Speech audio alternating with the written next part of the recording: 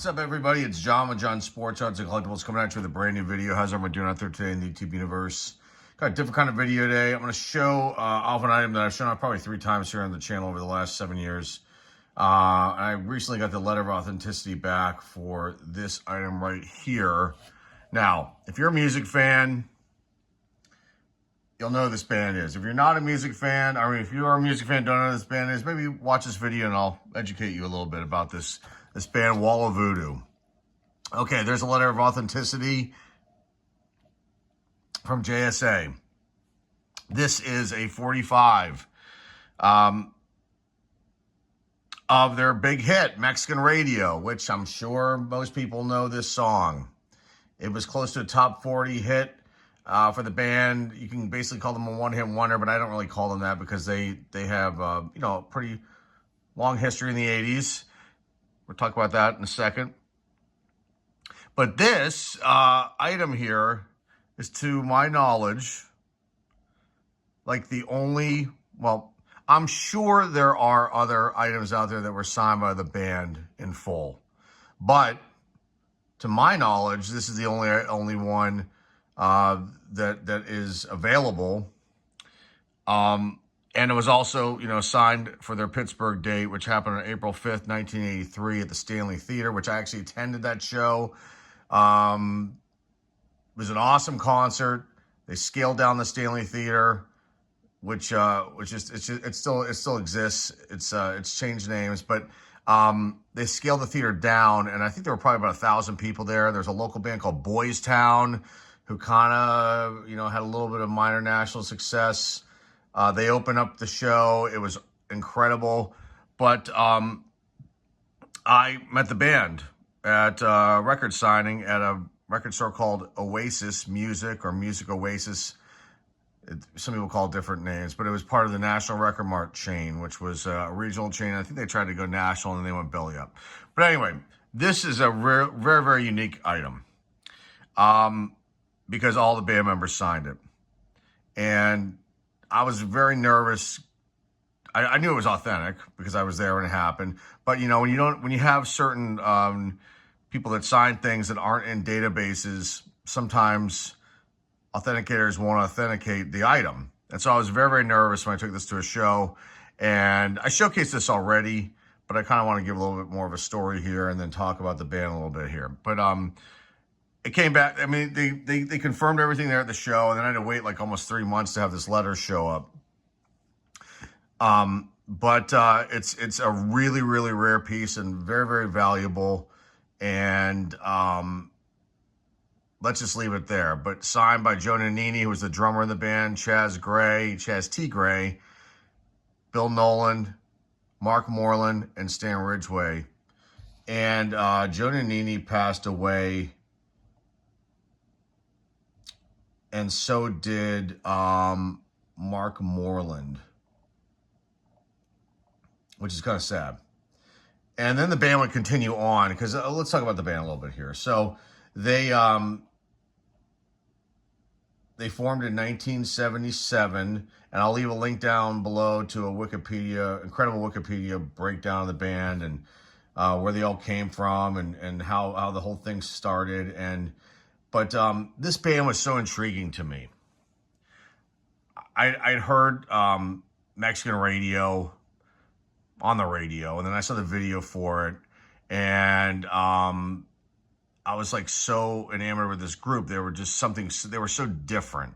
It was like, post-punk, alternative, had the whole, there was like the Western vibe. There's a little bit of elements of spaghetti Westerns in their music, and Nino Morricone as well. And I just went crazy over this band. And I went out and I picked up all their old releases, which are now long gone. But back then I picked up, they had an EP that came out in 1980. They had 1981, the release then was Dark Continent, then Call of the West, which is what the release of this song is from. And then the breakup happened to the band. We'll talk about that in a second. Then they had 2 more albums out in 85, 7 Days in Sammytown with a new singer, Andy Preboy. And then in 1987, they came out with Happy Planet. So I didn't really like the change of the band when Stan Ridgway, the lead singer, left. And let's just talk about that for a second. So they were becoming big. I mean, the album had hit the Billboard charts and peaked at number 45. The single, Mexican Radio, that peaked at 58 on the pop charts and 41 on the rock charts, and things were blowing up for this band. So I saw them at the right time, because later on in that year, 1983, they went and performed at the US Festival, and which is just an incredible thing if you guys have a chance to ever watch any of the video from that festival. I mean, it's got like all the big bands, new wave bands from that era on that festival. And I think there might be a documentary about it too. But just awesome stuff there. But then the band broke up after the US Festival, and it was kind of a shame. The US Festival was on May 28, 1983. That was like the largest show that the band had ever performed in front of, people-wise. And then right after that was over, Ridgway and Anini and Nolan, they left the group, and then Stan Ridgway went on to do like solo work and put out a bunch of albums and did soundtracks. And I would actually work with Stan years later, worked with him 2 times, and I reminisced with him about this here. He got a good chuckle out of it, and yeah, that's the band in this form. And then they got a new singer named Andy Preboy, and their first single they had out was this one here, Big City, which is actually awesome. If you're into this band or don't know anything about this band, or kind of, maybe you're interested in this band, check this song out. This is like the first single that the band came out with once Stan Ridgway left. And then this song was like, I think they remastered or remixed it or something, and they put it on the 7 Days of Sammytown release in '85. So I got this, where did I get this? I think I might have either bought this locally at a local record shop, or my parents might have picked this up on one of their, they used to go to, do these European trips for work and stuff like that a lot. And they bring back records from overseas that maybe had not hit the States yet. And they knew that I was a huge fan of this band, so they got me this. But this is awesome. This will always stay in my collection. So there it is. There is the little story of the band, Wall of Voodoo. This is an awesome item. I actually have it for sale. It's extremely expensive because, to my knowledge, like I said, it's the only one that I know is in existence for Pittsburgh, and probably one of the very few items signed by the band. I mean, you go look, you can't find anything signed by the full band. So they may not have done that a lot. People may have items still in their possession and want to keep them.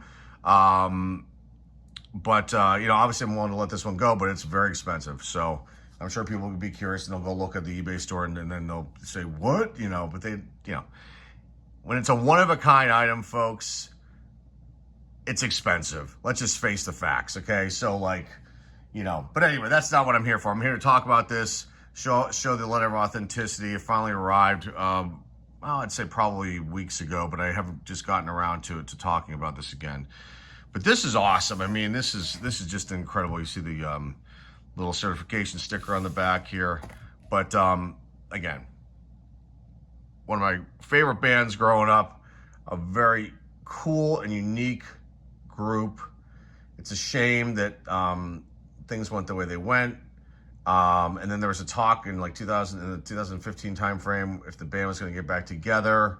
And maybe, I don't know if it would be like with the shared vocals, between Andy Preboy and Stan Ridgway, but that never happened. And now they're all getting old, and it might be too late, but you never know. That might be something cool to see in the future, if those guys can all, the ones that are still surviving, can work together and maybe do a special show out in LA. That would be kind of awesome. I would think so. So that's it, guys. Just want to share this with you. A nice piece that I have in the collection, and a little bit of additional information here on this one. And that's all I've got, guys. More videos coming up real soon. All kinds of different stuff, hopefully. And glad that you're here. Hopefully you like this one. Something a little bit different today. Not your normal comic book video, not your normal video of me giving my opinions and ranting a little bit. No, not your normal news video. Something definitely cool and unique and special.